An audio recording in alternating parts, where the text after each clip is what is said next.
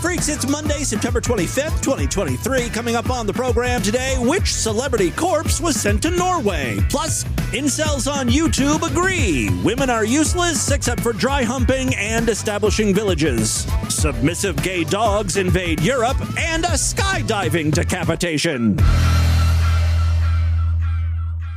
Sent Saturday at 11:53 p.m. You know what? You are seriously such a fucking faggot ass, bitch ass, loser motherfucker. Seriously, your fucking dick fucking can't stay fucking soft for more than 2 fucking seconds. You always fucking worried about fucking a bitch. You're foul, dude. You're so fucking foul. You got over me? Yeah, bitch, you got the fuck over me, bitch, because you fucking another fucking bitch. That's what the fuck you got over me. It's your fucking loser motherfucking ass. Fuck you, bitch. Tell that fucking bitch that you got in your fucking car to take care of my fucking debt, faggot. End of message. Next message. You know what? Honestly, you were never fucking loyal to shit either about you fucking me 2 days ago and then fucking having another bitch in your fucking car today. And then you fucking peckerwood ass motherfucking bitch ass nothing motherfucking faggot ass bitch motherfucker. I fucking can't stand you calling me fucking yesterday telling me I was fucking on some other man. Fuck you, faggot. You the only motherfucker that fucks bitches like you fucking do. You're a sorry ass loser motherfucker. You ain't worth 2 fucking cents. And I hope that bitch in that fucking car that you got fucking rolling with you satisfies you in every fucking way possible. And one of these days, you'll fucking grow up and you'll fucking learn that pussy ain't fucking everything, motherfucker. You lost a really good fucking bitch. End of message. Next message. You will never, ever, ever, ever, never, ever, ever find a pussy as good as mine. So you keep fucking these little bitches and keep thinking that you're gonna get over this shit. I'm gonna tell you what, you only fucking yourself up, though. End of message. Next message. You might want to take your ass to the clinic and get checked, too. Because I'd hate to see your punk ass die of some kind of fucking disease. Because you're a faggot and you fuck every fucking bitch you run across. Sorry ass motherfucker. You're a loser bitch. End of message. Next message. I'm disappointed that I took your fucking racist faggot ass to meet my motherfucking children, dog. You make me fucking sick. You make me fucking... Oh, my God. And you better change your phone number. I'm call you every fucking day and just let you know how fucking disgusted I am with you. End of message. Next message. I shouldn't hate anybody who says that in the Bible. You don't even deserve that much emotion from me. For me to hate you, I would have to have feelings for you. And guess what, dog? I don't have any type of feelings for you, none. I don't have hate towards you. I don't have love for you. I don't have respect for you. Who the fuck are you anyways? You're a figment of my imagination. End of message. Next message. Just had to tell you real quick, I hate you. End of message. Next message. You're a fucking bitch, just like any fucking black man out there that I might be fucking on. You're just as fucking bad, if not fucking worse. Too bad I wasn't fucking more motherfucking black man while I was with your fucking punk ass, motherfucking nothing ass, motherfucking... I hate you! End of message. It's the Distorted View Show with Tim Henson. You know Optimus Prime is my husband, nigga. Makes my bitch ass sissy pussy quiver. I'm going to touch the feces and masturbate with it. She is a fat cunt. Yes, Tim Henson back here with you to kick off a new week. Programs have a great show for you today. You know, we ended last week with a fantastic set of voicemails. One of them said, hey, Tim, you're always messing around with AI voices. Some of them end up sounding good, some not so much. For some reason, when I try to clone my own voice, it doesn't really end up sounding like me. Other voices I've done, like Tucker Carlson and Jordan Peterson and stuff, they're great. Well, the listener on the voicemail line suggested that I record my voice as Meade. I do a pretty good impression of Meade, yeah. Let's feed that into the system and see what happens. Well, I uploaded a few samples. I started with one. And the thing, when you upload these samples, it doesn't really matter what you say. So I just sort of tried rambling on like Meade. Hi, everybody. My name is Meade Skelton. I'm a musician from Richmond, Virginia. Some people call my music coffee house country. I also tried to make sure to add some laughs. Yeah. In the yeah. I wanted the AI system to just, get an idea of who Meade was. So many great Americans fought in the Civil War. They were just on the wrong side. But don't worry, the South will rise again. Yeah. Now, folks, I don't want you to think I'm racist here or something. I'm a Southern gentleman. Okay, it goes on. I did about a minute and a half of that. Here is what AI Tim as Meade sounds like. It's time for another vlog. The demonic fat forces have possessed me. I can't stop eating cheesecake. It's so yummy. Ha ha ha ha ha ha. Not bad, but it's missing that thing where Meade's voice fluctuates. Like sometimes it's here and sometimes it's up here. He's all over he's all over the place. He's a fucking cartoon character. So I added another voice sample where I incorporated more of the high talking. I'm gonna read a story for you. This is called Goldilocks and the Three Black Bears. Look, I'm channeling Meade here, so the story I recite is a little racist. Not sure exactly how much of this I should play. Goldilocks found a house, and no one was in there. It was located in the ghetto. Yeah. It's not in a good part of town. Anyway, when Goldilocks went inside this house, there were 3 piping hot bowls of collard greens and fried chicken and a side of... I think that's enough. You get the idea. I was just trying to talk high in a voice and tell a story that Meade would tell. So here's how the AI sounds after I fed it both of those samples. I'll never forget that time the demon lady sat on my face while I was in bed.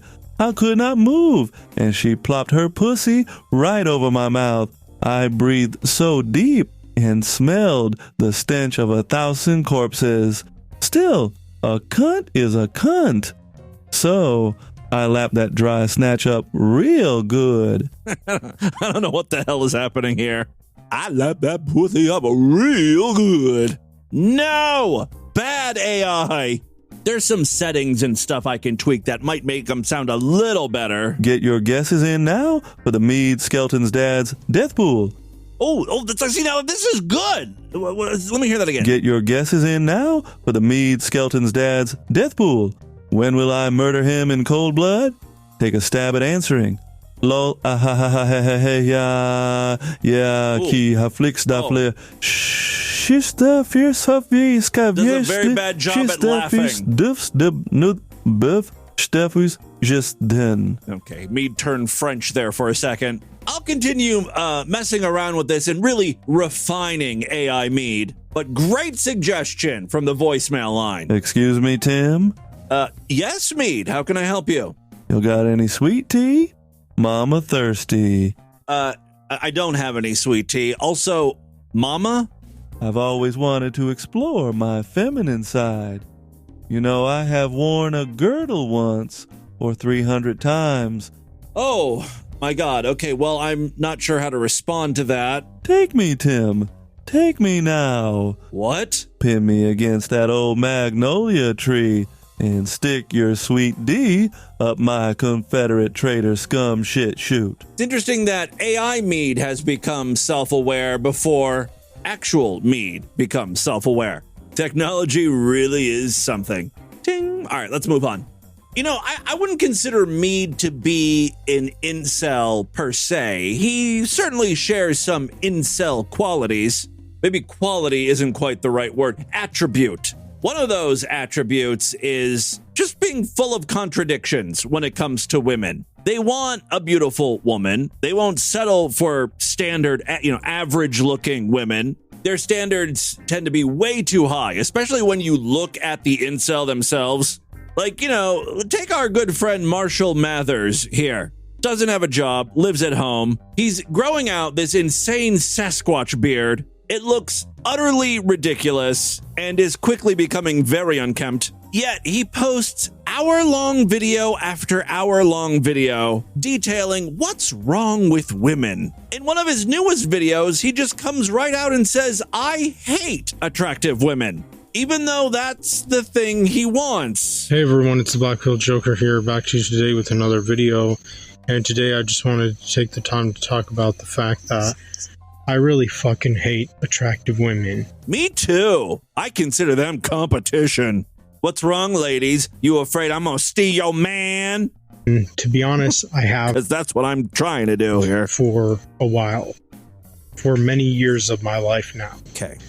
I mean, even when I was a teenager, the only thing I really ever truly felt towards attractive women was lust. How can these guys honestly be upset that women won't date them? They come right out and say, the only thing I want to do with a broad is fuck her. They are otherwise literally useless. And you may be saying, Tim, well, you're putting words in his mouth. May I direct your attention to this very short, fresh and fit podcast clip? Females across all living organisms are fairly useless. This kind of lines up perfectly with Marshall Mathers' beliefs that women are only there to be lusted after. Because really, that's all they're good for. See?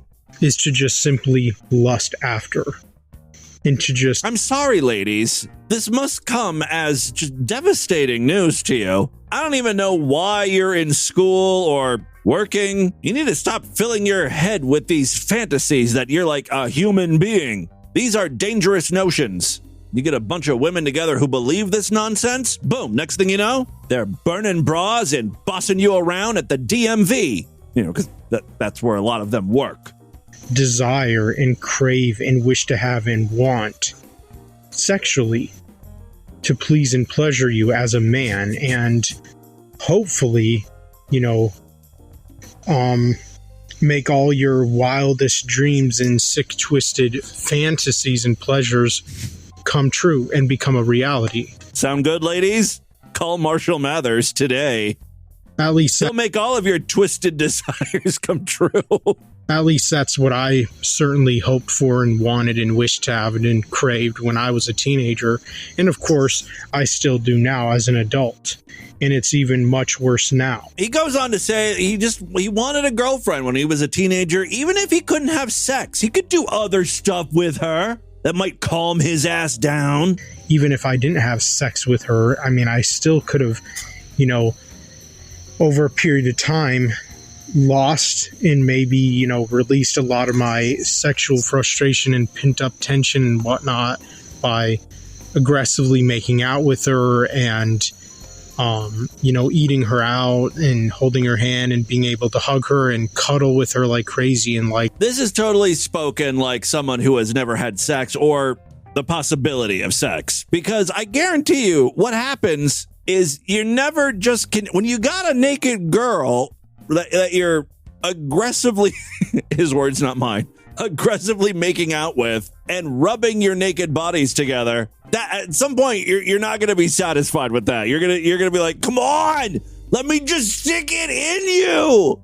What he's describing is incredibly frustrating for a lot of guys, right? Where like the girl is like into it, and then pulls back. I think we should slow it down. Or, I gotta get up early. Maybe we should do this another day. God damn it.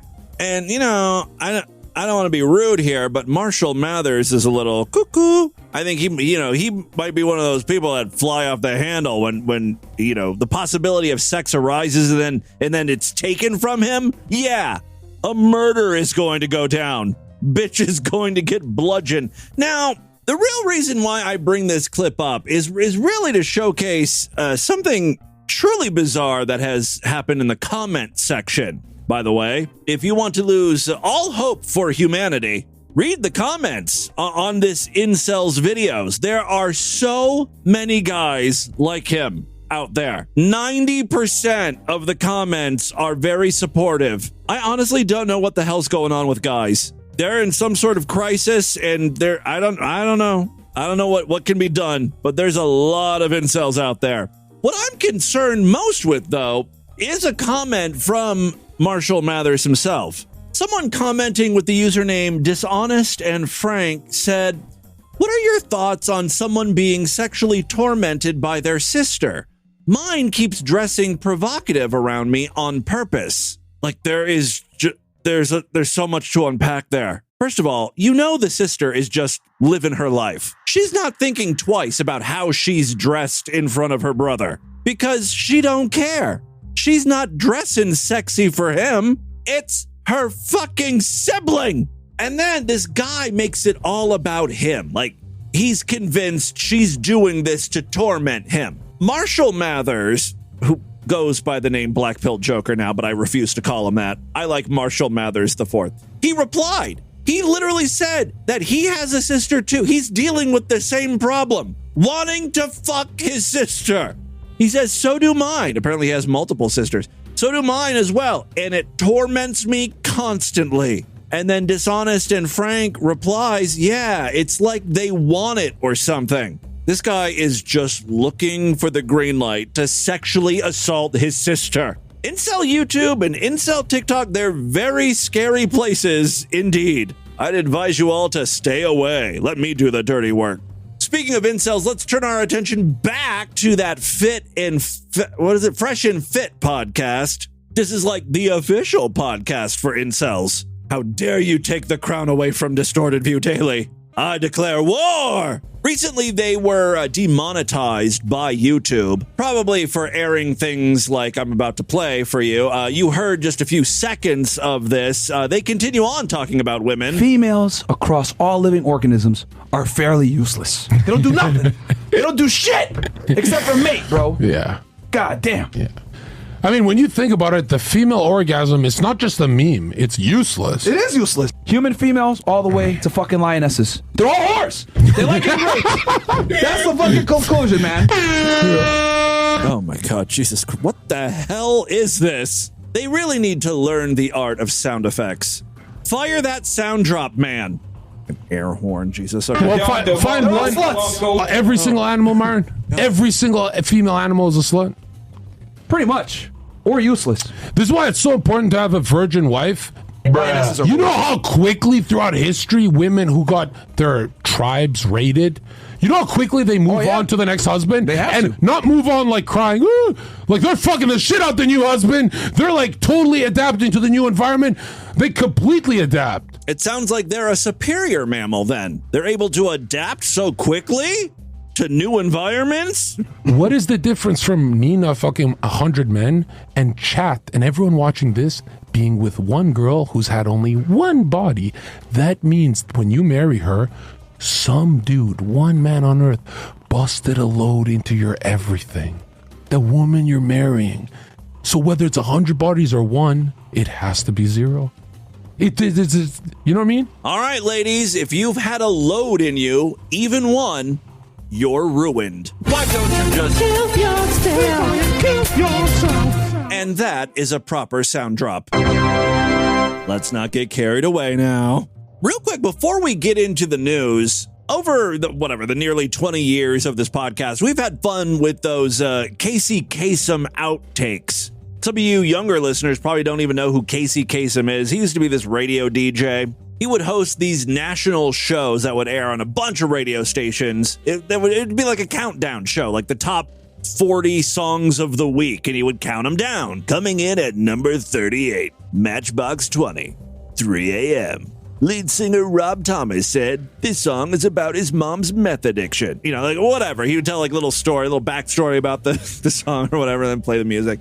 Anyway, the most famous outtake where Casey got mad while recording the show is about a long-distance dedication, which is a segment he used to do. Whether we have kids or pets or neither. It's from a man in Cincinnati, Ohio, and here's what he writes. Dear Casey, this may seem to be a strange dedication request, but I'm quite sincere, and it'll mean a lot if you play it. Recently, there was a death in our family. He was a little dog named Snuggles, but he was most certainly a part of... Let's go start again. Okay, I just have to stop right here before we get into the full-on freak out and tell you, like, this is a perfect comedy bit. I mean, it's 100% serious, but I mean, if you think how the stars had to have aligned, right? Everything about this clip is so funny. First of all, he's doing a dedication read, right? They're dedicating a song to a dog. A guy wrote into Kasem about his dead dog. The dead dog's name is Snuggles, which is funny. So it's already hilarious that Casey's doing this serious read about a dog named Snuggles, and then it goes off the rails. I'm coming out of the record. Play the record, okay? Please.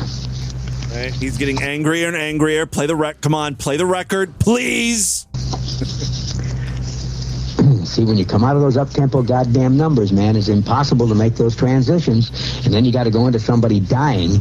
You know, they do this to me all the time. I don't know what the hell they do it for, but goddamn it, if we can't come out of a slow record, I don't understand it. Is Don on the phone? Okay, I want a goddamn concerted effort to come out of a record that isn't a fucking up-tempo record every time I do a goddamn death dedication. Now, make it, and I also want to know what happened to the pictures I was supposed to see this week. I love that part, too, where he starts bringing up other things that are annoying him. You know, the picture thing, Casey probably wouldn't have brought up on its own, but he's already pissed on it. Now he's in a rage about this dog dedication thing. Oh, yeah, and what the fuck? Where are the pictures I was supposed to see? You know, poor Casey is surrounded by incompetence here. Now, make it, and I also want to know what happened to the pictures I was supposed to see this week. Since the last goddamn time, I want somebody to use his fucking brain to not come out of a goddamn record that is that's up-tempo, and I got to talk about a fucking dog dying. Like, right there, that's the end. That's the end, and it's like the perfect button. I got to talk about a fucking dog dying. Right? It's one of the greatest things ever committed to tape. That is the greatness that's Casey Kasem, or was Casey Kasem. Now, Casey died, I don't know, back in 2013, maybe, somewhere around there. We talked a little bit about his death as it was happening because there was some drama. Like, the body went missing for a while, or there was like a fight, a family fight between the wife of Casey Kasem and his children from another woman. So it took a while for Casey to actually be buried or cremated or whatever. I didn't realize how nutty it actually got, though. The news magazine 48 Hours did a story about Casey Kasem's death and the family circus surrounding it. I've got some clips here. The TV show first talks to Jeannie Kasem, who was the wife of Casey. She basically blames everything on the children, including Casey's death. Around 2012, according to Jeannie, Casey was fed up and cut them off financially. Jeannie says the kids were furious, but instead of getting mad, Jeannie claims Carrie and the others did something almost unimaginable. I believe that Carrie Kasem did kill my husband. Dun, dun, dun. Carrie obviously being one of the children. That it was a long-term, premeditated plan, and he's gone. Let's be honest, it is plausible that the kids killed Casey. If, like, you know, he was withholding his money, but they're all in his will. So the only way they can get access to the money is when Casey dies. They could help speed that along. Now, it should also be noted that Casey Kasem wasn't doing well health-wise. He had some, like, Parkinson's-like disease. You know, he was old. Do you believe that your husband, Casey Kasem, feared his children? Yes. And feared that they could do what? What they did. Which was? Kill him. Carrie Kasem shares a difference of opinion there. There is no more evil in this world than Jean Thompson Kasem. So the wife is keeping Casey Kasem away from his kids. Meanwhile, he's in the hospital because he ain't doing so well. The kids finally figure out where Casey is at, like the rehab facility or hospital he's staying in, and they decide to go visit him. And the wife catches wind to what's happening, and she just like yanks Casey Kasem out of that hospital. He's like connected to tubes and shit. He's like practically on life support. She's like, we're going home. Carrie and Julie decided they needed to go to court to try to get custody of their dad. We had not seen him since February. Now this is May. But Jean was having none of it. The day she found out they were headed to court, she made a dramatic move. At 2:30 in the morning, doctors say Jeannie ordered Casey's surgically implanted nutrition tube and IV disconnected and checked him out of the rehab facility. The doctor in charge of Casey's care later wrote the following letter to police, quote, She was informed of the risks of doing so and was told she was placing Mr. Kasem in great bodily harm or possible demise. He's saying that you could have killed him. That is not true. Yeah, but that's what the doctor said. He wrote it. The reporter is just like reading you his notes. No. Yes. No, that's not true. This bitch is just not willing to acknowledge reality. I love all the ominous music and like sound effects that 48 Hours uses. Casey was loaded into a black SUV and disappeared into the darkness. We know he's ill. Kasem's daughter doesn't know where he is. Dad once told me, don't ever go up against Jean. You don't know what she's capable of. Ooh. Well, Jean or Jeannie or whatever took Casey Kasem to Las Vegas. Poor guy's on his deathbed and she's like, let's go to a resort. I'm in the mood to gamble with your life. And then I think she realized that the kids were hot on her trail. So they the wife stuck Casey Kasem on a charter flight to Seattle. Now he's like hundreds and hundreds or thousands of miles away from his home where he should be there resting and dying. But Casey's stay here was about to come to an end.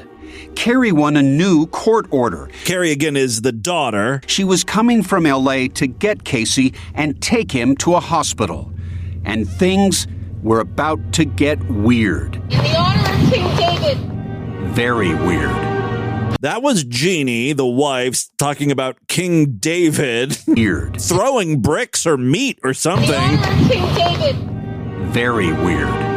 To the dogs, to the dogs. Okay, now the story's getting good. We pull up, and then fire trucks show up, another ambulance shows up because Jean has caused a fit. As seen in this broadcast on NBC News. I saw geriatric Harley-Davidson riders that were forming a line to not let me in. It's so crazy and so weird. That line of bikers was led by Shasta's brother. Remember how I said Casey is staying at a house in Seattle? That house is owned by Shasta. That's who Shasta is. Shasta is one of Jeannie's friends. Casey started yelling, I don't want to go. I don't want to leave. No, no, no. I think Jeannie now is going to explain why she was throwing meat at everyone. Terrified, Jeannie called her lawyer. She really should have used her head because this is not a good look. You know, if you want control over your husband's affairs, you need to seem sane. I dropped the phone and I turned around to look for something and there was meat in the kitchen and It was frozen hamburger. I grabbed the meat and I came out. Thanks for the clarification. These reporters are very thorough. The meat was hamburger. Out here and then I started walking this way with the meat in my hand. So. In the honor of King David, go ahead and take me. In the honor Then she took aim. I hear. Meat to you, to the dogs. Jean throws a piece of frozen meat at me, screaming nonsense. I hear. Meat to you. Why meat, though? Why grab meat? To me, they were treating my husband, an American treasure, Casey Kasem, like a piece of meat. I don't know if I told you guys this, but I guess Casey Kasem's estate was worth $100 million. That's why everyone's going so cuckoo. There's a lot of money at stake here. There's a lot of steak at stake here, too. She's throwing all sorts of meat. Insane. No, it was hamburger meat. Crazy. You saw the real Jean Thompson Kasem. So, if I may ask you, are you crazy? Oh, that is absolutely the best question a reporter can ask someone, looking straight in their eye. Are you crazy? Well, what do you think she's going to say? No, I'm not. Go. Carrie dodged the Meade attack, then jumped in the ambulance with her dad and sped away to a local hospital. Dodged the Meade attack. Where a doctor was standing by. The first thing he said to me, right when I got him in the hospital, your dad may not live very long. I'm just going to let you know. This kind of proves that the wife didn't really prioritize Casey's best interest. I mean, if the daughter is telling the truth here, right? Because Casey should have been in a hospital this entire time. When Casey arrived here at St. Anthony's Hospital, his diagnosis was grim. He had, according to hospital records, a urinary tract infection and a stage 3 ulcer of his back. That's an open wound going almost to the bone. Damn! Within days, doctors would also diagnose septic shock, respiratory failure, a lung infection, and a host of other ailments. Flying up Casey Kasem's medical charts is ailment number 3, an ulcer to the bone. Now let's turn our attention to number 2, a band who last week was at the top of the charts, dropping one spot to number 2, the Euro trash rock band, Septic Shock. Casey Kasem's top 40 medical problems. I don't know. Shasta says Casey, who was taken out of the house that day, was nowhere near death. Okay, so the doctor lied then. Is that what you're saying, Shasta? Why you gotta be so McNasty? Jeannie basically then, goes to the hospital to take Casey home because he seems to be doing fine. But when she arrived, the doctor wouldn't release him, saying Casey was in pain. He wasn't in any pain. They wanted him to be in pain. So, Jeannie comes off sounding crazy. But also, you get the feeling that maybe the kids really are in it for the money because lo and behold, the second the kids get a hold of Casey, they take him to the hospital and then all of a sudden the doctor's like, ooh, this is really bad. He ain't doing good. A couple days later, they're like, yeah, he's probably going to die. You might want to pull the plug. And so the kids are like, yeah, great idea. Pull the plug. We had 3 doctors come in and say, this is futile. Your father's dying. His organs are shutting down. He can no longer digest food.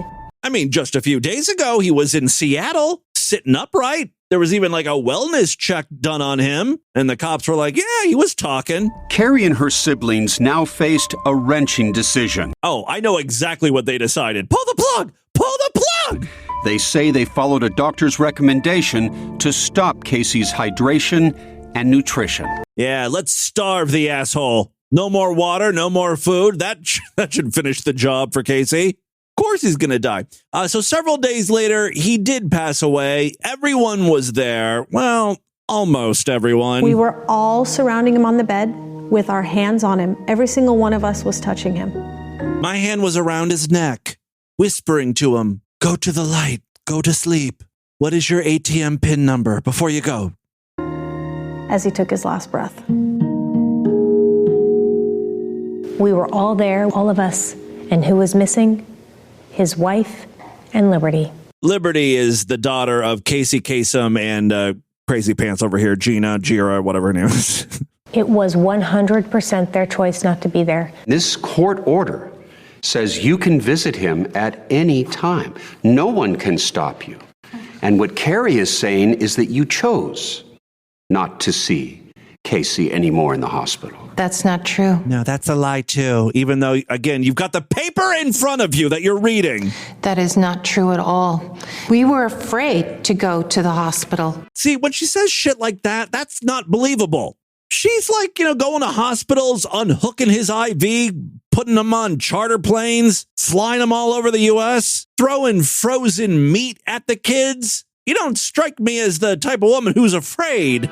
In death, the war of the Kasems grew even more fierce. Of course, because it's about the money. Remember I told you that the corpse of Casey Kasem was in limbo for a while? That's because the wife here flew the corpse to Montreal, of all fucking places. And why Montreal? He was there for a time because his burial was being obstructed. Casey's body remained in Canada on ice for weeks. As his widow, Jeannie had full control over his burial. Casey and I had spoken about this, about where he would like to be buried, and it was in Israel. Okay, let's fly the body to Israel and bury him. I mean, you know, the body's not that fresh at this point. It's got to be starting to stink a little. But Casey's children thought that was crazy. Okay, I guess we're not going to go the Israel route. What's wrong with that? Who cares where he's buried? My dad's as American as apple pie. He lived in Los Angeles for 58 years. He wanted to be buried in Los Angeles. Casey's body took flight again. This time to, of all places, Norway. What? like the dead Casey Kasem has been to more countries than I have been. Again, this is Jeannie. Jeannie's doing all of this. She wanted a funeral in Norway, so she got one, baby. Where Jeannie orchestrated a burial fit for a king. Only she and Liberty were at Casey's gravesite. But they did bring their own camera crew. Why Norway, of all places? There are concrete reasons for that. But because I'm in litigation, I can't share that with you. Also, her voice is very suspect. I wish I could tell you why I shipped a corpse in a box to Norway. I've got a great reason, but unfortunately, my lips are sealed. Another reason she just seems crazy, right? My dad's never been to Norway. She's not Norwegian. What is going on here? When you tell so many lies, you get caught up in them. It's very strange. Well, eventually, both sides settled. We don't know how much money was exchanged. We don't know who got what, but both sides have, ended litigation against one another. So it's kind of anticlimactic, but at least that part of the nightmare has come to an end. I still think Casey Kasem's body is stuck in Norway, though. So sorry about that, Casey, if that's not what you wanted. Any last words, Casey? The countdown will begin this Sunday afternoon at 1, right here on the radio station you grew up with. Music Radio 138. Oh, fuck. Oh, fuck, indeed. All right, in with that. Let's get into the crazy, bizarre twist to the fucked up news right now.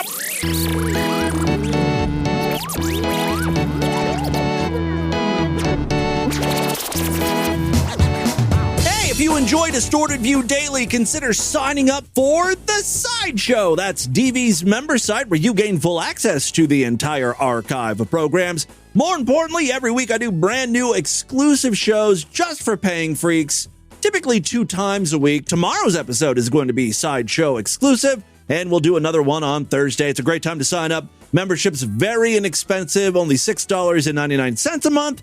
Even less when you opt for a quarterly, semi-annual, yearly, or lifetime membership. All major credit cards and PayPal accepted. When you sign up through the website, you get access to a personalized RSS feed that works with most podcasting apps, like Apple Podcasts or Overcast, Pocket Cast, the big ones. For an even easier way to gain access, if you happen to use Apple Podcasts or Spotify, you can now sign up right in those apps on your mobile phone. Just a few taps, bing, bang, boom, you're in. Super easy. The Sideshow exclusive episodes will appear alongside the free episodes in your feed, which is very convenient. All right, for more information, check out DistortedView.com and SuperFreakSideshow.com. One final way to help us out, because believe it or not, this is how I make my living. Patreon.com/DistortedView. Yes, we have a Patreon account. You can pledge as little as $1 over there. Every little bit helps. If you like DV, again, please consider supporting it. If you pledge at least $5, you get access to a special voicemail line where I will play your calls first, which is a cool little perk. I think we have some patrons checking in today. We'll get to those calls in just a few minutes. But first, the news. I'm so enthused about the news. I'm so enthused about the news. More time is what I could use to write more stories. I'm so enthused about the news. I'm so enthused about the news. That's how we're starting off Monday, motherfuckers. All right, first story I have for you. An experienced wingsuit skydiver. Oh, this story cannot end well for that poor gentleman. I mean, this is Distorted View Daily, after all. who actually thinks the news story is going to go like this. An experienced wingsuit diver landed another perfect flight. When his feet touched the ground, a crowd that began growing as they saw the man flying in the sky erupted into applause. And then the wingsuit diver was presented with a trophy and a puppy, and he rode off into the sunset on a galloping horse. And that horse was shitting out cotton candy. Life is grand, isn't it? No! This guy's gonna die. An experienced wingsuit skydiver smashed into a plane's wing. It's already going so very badly for this wingsuit diver. All right, let's see if he can recover. An experienced wingsuit diver smashed into a plane's wing and was decapitated. I'm gonna say no, he did not recover. He didn't end up sticking the landing. I'm sorry. All right. Yes, he was decapitated just 20 seconds into his jump. So it didn't even really start off that good. You can't really say things took a turn for the worse when it started off so fucking sucky for this guy. All right. This happened in the south of France. Nicholas Gailey, 40, was the first of two skydivers who were released from the single-engine plane at 14,000 feet over the town of Boulogne-Corsi in July 2018. I'm sure I nailed that pronunciation. Moments later, the aircraft's pilot, identified only as 64-year-old Alan C., rapidly descended and caught up with the skydivers as they were gliding in their wingsuits. The plane's left wing and a strut clipped Gailey, beheading him. The victim's emergency parachute then opened. I mean, why bother? Yeah, his lifeless and more importantly, headless body landed in a field. In the wake of Gailey's death, the pilot was charged with manslaughter, with prosecutors arguing that his errors caused the horrific accident. Allen defended himself in court, insisting that he had done nothing wrong and that Gailey did not follow the expected course and should have never been on that course. According to the pilot, Gailey, an engineer and skydiver with 226 jumps under his belt, was parallel to the plane, and Allen thought he was further south. I thought my flight path made sense, the pilot testified. This has been a tragedy, a great tragedy of my life, but I am not at fault. Allen, who worked for a local skydiving school, admitted on the stand that he had not briefed the skydivers and wingsuit jumpers about the jump. I mean, these guys are experienced. 226 jumps? They don't need a briefing. I mean, I guess ultimately they did. Would have helped a little. You don't want to lose your head out there, literally.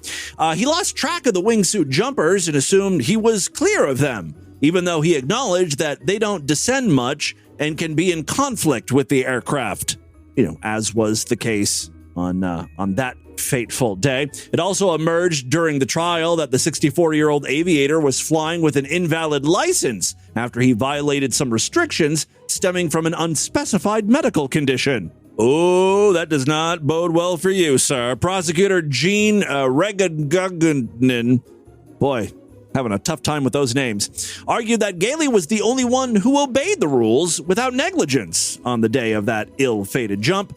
She asked for a 12-month suspended sentence for the pilot and a fine of more than $10,000 for his employer.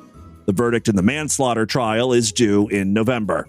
All right, second story we have for you today. Hundreds of people who identify as dogs gathered outside of a train station in the fetish capital of the world, Boise, Idaho. No, it wasn't Boise, Idaho. These hundreds of human-dog hybrids howled and barked at each other in a strange public demonstration. This all went down in Berlin's Potsdamer Platz railway station. Video of the event showed reams of young men decked out in rubber and dog masks barking away.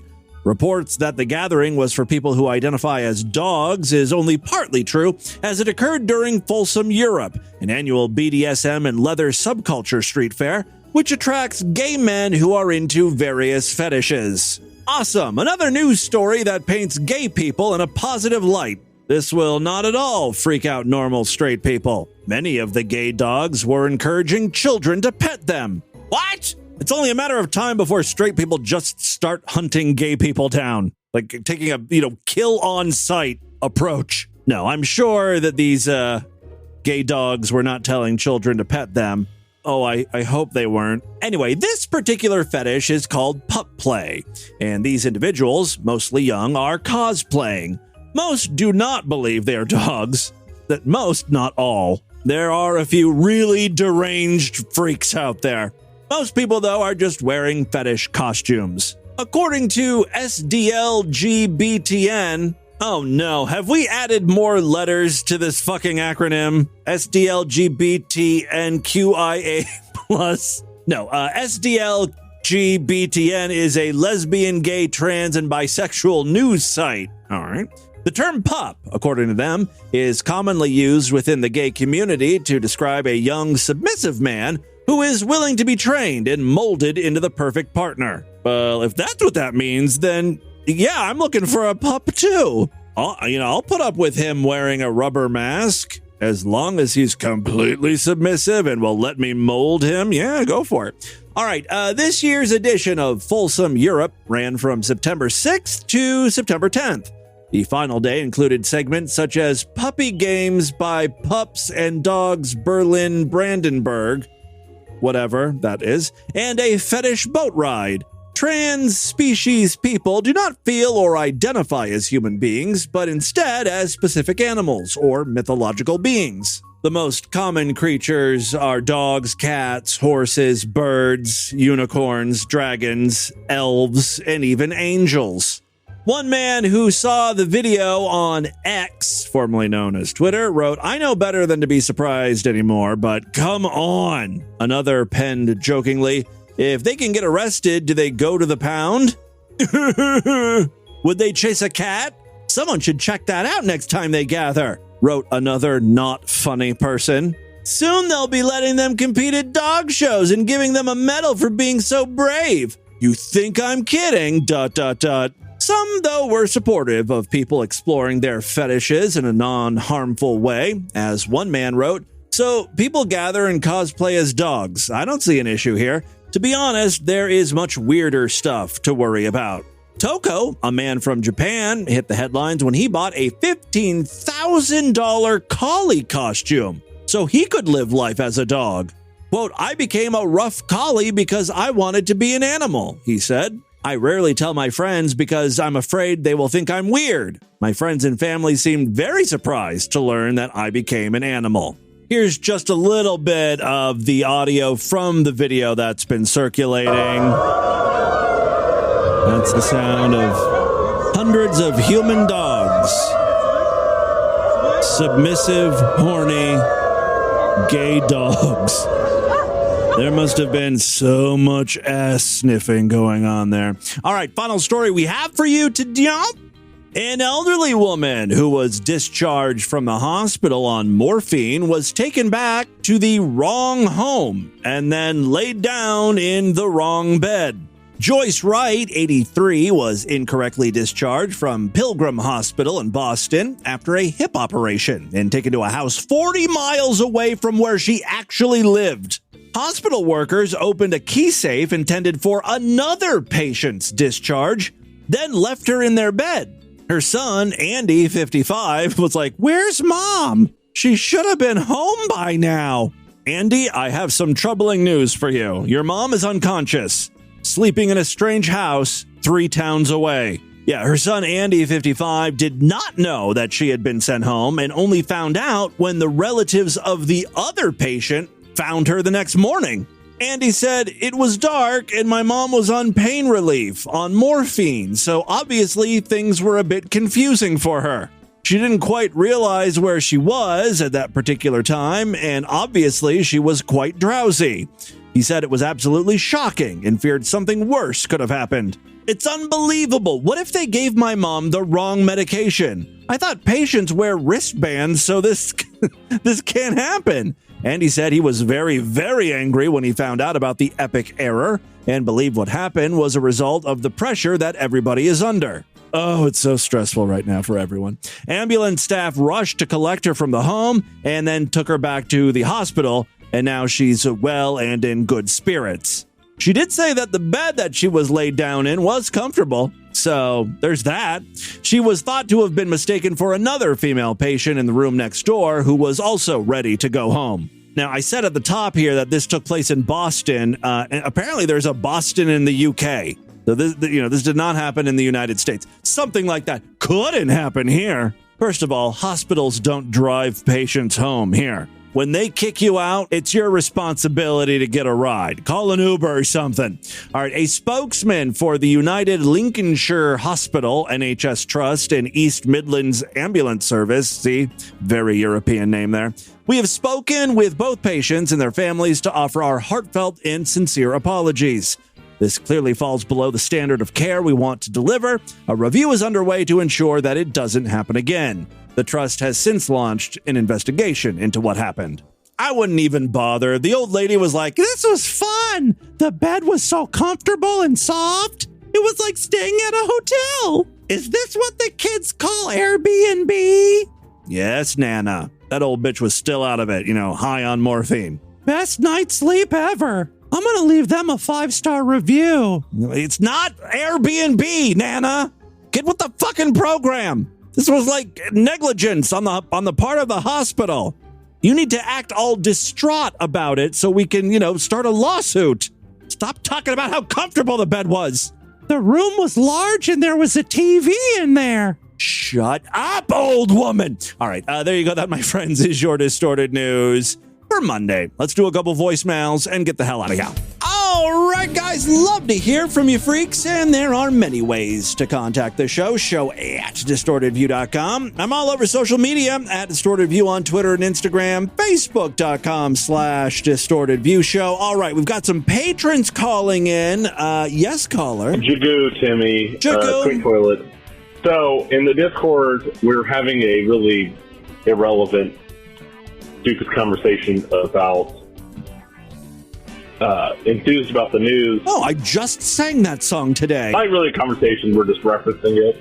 And we're talking about your use of more time compared to the 4-time call. All right, let me just give you my thinking here. The reason why I think it's 4-time is what I could use, right? The reason why is because it's odd to use the word more, M-O-R-E, twice so close together. So a caller called in and said, Tim, it's not 4-time I can use, it's more time I could use, which kind of makes sense, right? More time is what I could use to write more stories, right? There's like more and then more again.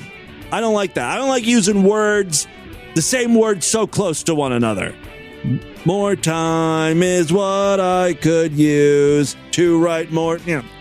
That's why I like 4. Or he said that it's 4-time, and you're like, no. Or the caller said that it's more time, and you're like, no, it's 4-time. I hear 4-time, it's 4-time. But let's literally look at this. Look at it. Let's see if you are thinking like me. Let's hear this properly. 4-time is what I could use to write more stories about the news. Or more time is what I could use to write more stories about the news. Right. Which one do you think is the logical choice? 4. This is a show for children. So your argument that it's 4-time because it's like old-timey speak, this is a show for kids in the 80s. I don't know. So more time. I feel like back then, people spoke more properly. Is that the right way of saying that? Would make sense. He's enthused about the news, and he wants more time to make more stories about the news. Mm-hmm. No, I don't buy that. You saying 4-time is very gay, endearing in its own way, but it's objectively wrong. It's more time. I'm going to stick by the way I sing it. I like my version better. Hey, Timmyboo. I just listened to what I don't know what today is, the Friday show. And so when you played that pedophile dude, when... You're going to have to narrow that down. He said that fucking he was upset about people calling people pedophiles, and here's why. My first fucking instinct was going to be that he's going to say, oh, well, they're not pedophiles, they're, what's the fucking term for, for post-pubescent Yeah. little girls, like a Hebophiles or whatever, Hebophile, I don't remember. One of those. I remember an old fucking Hebrew files. post that was fucking hilarious with I this think that's anti-Semitic, what you just said. dude who's getting mad on the internet because his uncle was a fucking pedophile. And he's like, he's not a pedophile. Right. He's a nephilophile. I know. It's I don't even know if that's the right term. I think it's the right term. But still, I knew this guy was going to fucking go that like when that's the hill you're going to die on, you're a pedophile. direction. And I love you for this. But Jesus Christ, what a retard. Yep. I love you, Timmy. Yeah, that guy was something else, man. Hey, Boo, I'm here. Long-term caller for some listener. Hey, just tried the AI-informed Coke flavor, and I think it sucks. Yeah, I don't like it either. Both me and my girlfriend think that, like, it's kind of just, like, regular Coke, except they added, like, rose flavor to it. Rose? Like, which makes sense for an AI-informed flavor. I didn't get that. It is an odd flavor. It's not as bad as the previous one, which was like League of Legends banana runt flavored. Yeah, that was the not World of Warcraft, that other game. But it's I know what you're talking about. Not great. Anyway. Yeah, my favorite, I liked Starlight, actually. I thought out of all of them, Starlight was good. And I liked I think it was Coca-Cola Move, which is probably not everyone's favorite, but I like that one too. Looking for your take on it, because I think it fucking sucks. I think it's fucking awful. Yeah, it's not great. No, it really is like just one of the worst like Coke flavors. I think the worst one that I've tasted so far is Bite, and that one only came in the zero, like the zero sugar version, which I'm gonna hate it to begin with, but just the flavor itself was bad. Coke, creation flavor they did is probably the best. Check this shit out. Next year, Dr. Pepper is going to be launching a coconut, coconut cream version of Dr. Pepper, which is very interesting to me. That's something that's a flavor profile you don't see a lot of in soda. They of course, Dr. Pepper did the strawberries and cream. Many years ago, they did berries and cream. One of my favorite Dr. Peppers of recent years is it came in a blue can, and I think it wasn't a cream one. It was just Dr. Pepper Dark Berry. I think it was a movie tie-in for one of those Jurassic Park movies. Oh, it was so good. They should bring that shit back. I will say, even though I don't like most of the Coca-Cola creation variations that are coming out, I like that they're trying limited edition things. You know me, I like new sodas. So it's fun, even if it is bad. You'd buy one, try it, gag on it, throw it out. Once in a while, though, they have a good flavor. All right, there you go. That is all the time we have on this edition of the program. I want you guys to email me, show@distortedview.com. Distortedview.com is our official website. Voicemail line for you, 206-666-4463. That's 206-660. God is it, oh God.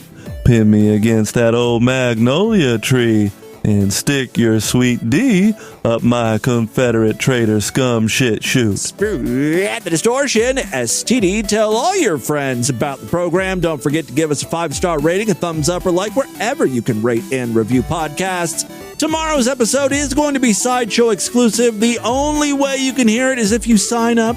Oh, I sure hope you do. Otherwise, I will see you back on Wednesday. Until then, have a great day. Bye, everybody.